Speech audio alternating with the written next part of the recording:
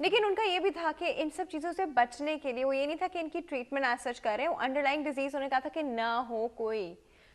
तो अच्छा दैट वो मीन्स कि वो नॉर्मल है। तो वो तो नॉर्मल आदमी के लिए कह रहे हैं हाँ ना। एग्जैक्टली वही कह रहे मगर हैं ताकि नॉर्मल आपको ये आदमी के चीज़ें लिए ना भी हो इन फ्यूचर। देखें, अब देखें नॉर्मल आदमी के लिए बीइंग ए मुस्लिम, हम सुबह के टाइम पे उठते हैं नमाज के लिए, फजर के टाइम पे। उस टाइम पे अगर आपने 2 गिलास पानी का पी लिया है और उसके बाद आपका ब्रेकफास्ट 9 बजे हो रहा है, 6 बजे और 9 बजे के दरमियान 3 से 4 घंटे का डिस्टेंस हो जाता है, उसको दौरान अगर आपने इतना पानी ले लिया है तो सच इसका कोई इतना नुकसान तो नज़र नहीं आता। तो है डॉक्टर साहब ने जी बात देखिए कहाँ ले गए, पता चला आपको। अच्छा हम बात कर रहे थे, हम किस चीज़ की बात कर रहे थे, हम साइन एंड सिम्टम से बात कर रहे थे। आप बच्चों पे बता रहे थे कि बच्चों के साइन एंड सिम्टम होंगे कि उनकी स्किन अगर पिंच की जाए तो वो स्लोली एब्डोमेन वापस के ऊपर जाएगी या थाइस के ऊपर, और आंखें उनकी ड्राई होंगी, मुंह का ड्राई होगा, स्किन भी अजीब रफ रफ हुई होगी। और क्या होगा डॉक्टर साहब? वो बच्चे यूरिनेट नहीं कर रहे होंगे, वो यूरिन उनका आउटपुट कम हो जाएगा या तो स्टॉप ही हो जाएगा एटलीस्ट। ठीक है। और दूसरी इम्पोर्टेंट चीज़ ये मैं आपको बताऊं कि कुछ बच्चे आपके पास जो आएंगे वो डिहाइड्रेशन का जो मॉडरेट डिहाइड्रेशन जिसको बोला जाता है, उसमें बच्चे आपसे पानी बार बार मांग रहे होंगे। ड्रिंकिंग ईगर्सली जिसको बोलते हैं, वो बार बार आपको थर्स्टी बच्चे होंगे, वो बहुत ही शदीद किस्म की प्यास लगी हुई होगी उनको, वो आपको कह रहे होंगे कि हमें पानी दें आप। तो ये भी एक डिहाइड्रेशन की जो है किस्म है, डिहाइड्रेशन की क्लासिफिकेशन है। अच्छा मैम, आपको पता है कि world's most leading cause of death in children is dehydration. जी exactly. तो बच्चों में डिहाइड्रेशन होती किन किन वजहों से? बच्चों में डिहाइड्रेशन जो है जरासीम की वजह से होती है। 3 किस्म के जरासीम हैं। सबसे ज़्यादा कॉमन जो जर्म्स हैं वो हम उनको वायरसेस बोलते हैं, और मोस्ट कॉमन जो बच्चों को होता है वो वायरल इन्फेक्शन होता है, जिसकी वजह से बच्चों को डायरियाज़ हो जाते हैं, और वो डायरियाज़ जो हैं वो बच्चों को डिहाइड्रेशन करा देते हैं। अब डायरियाज़ किस लेवल की डिहाइड्रेशन है और किस टाइप का डायरिया है, हमारा डायरिया का कॉन्सेप्ट भी डिफरेंट है। नॉर्मली अगर एक बच्चा जो है एक स्टूल दिन में पास कर रहा है, डिपेंड्स ऑन द एज, तो भी नॉर्मल है, ठीक है। और लेकिन अगर एक बच्चा 3 लूज वाटरी स्टूल्स एक दिन में 3 या 3 से ज़्यादा करे तो उसको हम डायरिया लेबल करते हैं। ठीक है, वाटरी रनी स्टूल्स हम उनको बोलते हैं, और उसको डायरिया होगा, और क्वांटिटी जो है, फ्रीक्वेंसी जो है 3 से ज़्यादा होगी तो लेबल करेंगे। डॉक्टर शुमैला की इस बात के साथ मैं एक चीज़ ऐड कर दूं कि बाज़ औक़ात कुछ जो ब्रेस्ट फीड के ऊपर, माँ के दूध के ऊपर बच्चे होते हैं वो फ्रिक्वेंटली स्टूल पास करते हैं, यानी कि 3 से भी ज़्यादा हो गया, 4 हो गया, 5 दफ़ा हो गया। मगर आपने ये देखना है कि जो स्टूल बच्चा पास कर रहा है उसकी कंसिस्टेंसी क्या है।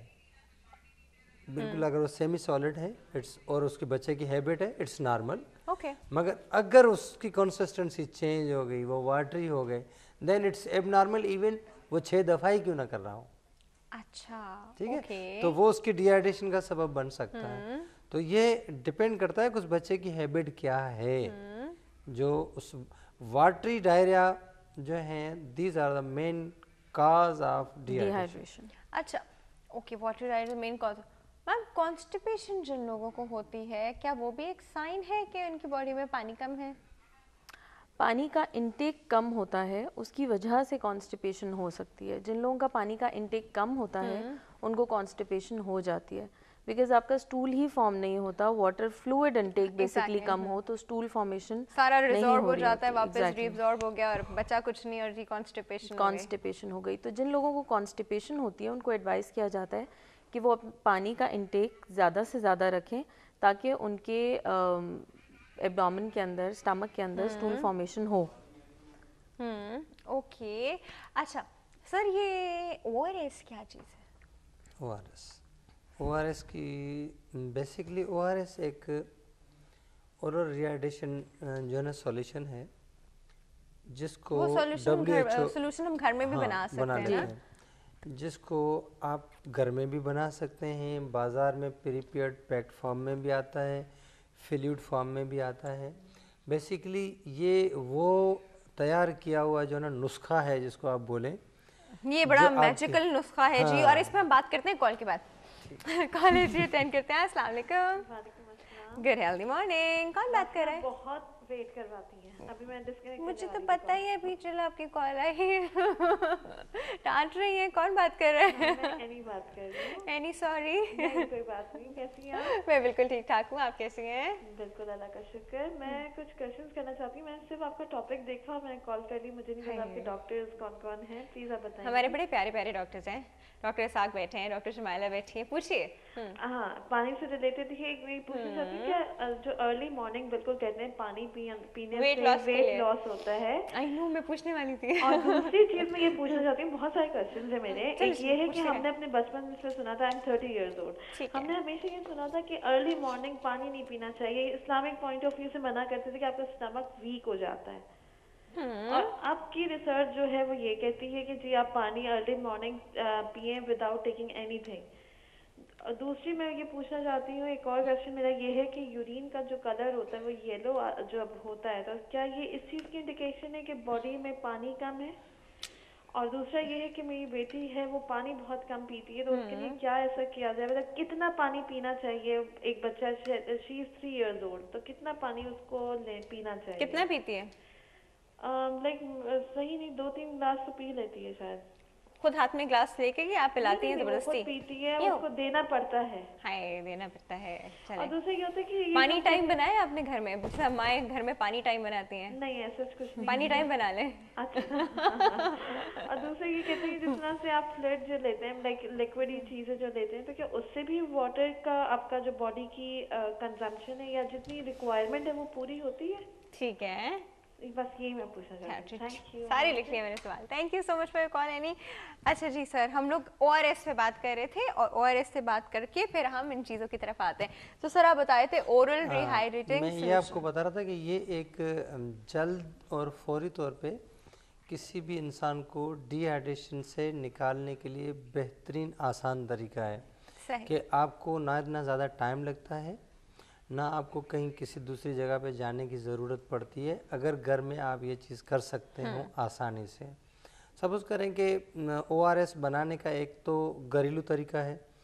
आजकल तो मार्केट में हर मेडिकल स्टोर पे, किराने की शॉप पे आपको ORS के पैकेट मिल जाते पैकेट हैं। मिल जाता है 4 ग्लास पानी आपने लिया, एक ORS का पैकेट उसमें मिलाया और आपने और उसको जी 1 जिसको लीटर की घुली हुई बॉटल भी मिल जाती है। बस बिल्कुल। तो द मेन इम्पॉर्टेंट चीज़ ये है कि आपको पता है कि आज से 30 से 40 साल पहले जब ये ORS आपका जो है मार्केट में नहीं आया था, जब इसको WHO यूनिसेफ ने अभी तक लॉन्च नहीं किया था, तो कितनी डेथ्स आपकी इस डिहाइड्रेशन की वजह से होती थी जब ये कॉन्सेप्ट नहीं था। तो ओके। यानी कि लाखों में बच्चे मरते थे, यानी कि 5 मिलियन से ज़्यादा बच्चों की डेथ्स वर्ल्ड वाइड होती थी इसकी वजह से, ORS का कॉन्सेप्ट या पानी या डिहाइड्रेशन की कमी को प्रॉपर तरीके से पूरा ना करने की वजह से। मगर जब ORS आ गया है उसके बाद उसका डेथ रेशियो ड्रामेटिकली डिक्लाइन हुआ है। तो ORS आप घर पे Is a बना सकते magical हैं। solution. और अब तो न्यू चीज़ आ गई है, लो ऑस्मोलिटी ORS। क्या? अब जो पहले आपको ORS मार्केट में मिलता था उसमें सोडियम की कंटेंट ज़्यादा होती थी, राइट, और आपके ग्लूकोज की कंटेंट्स भी उसमें ज़्यादा होती थी।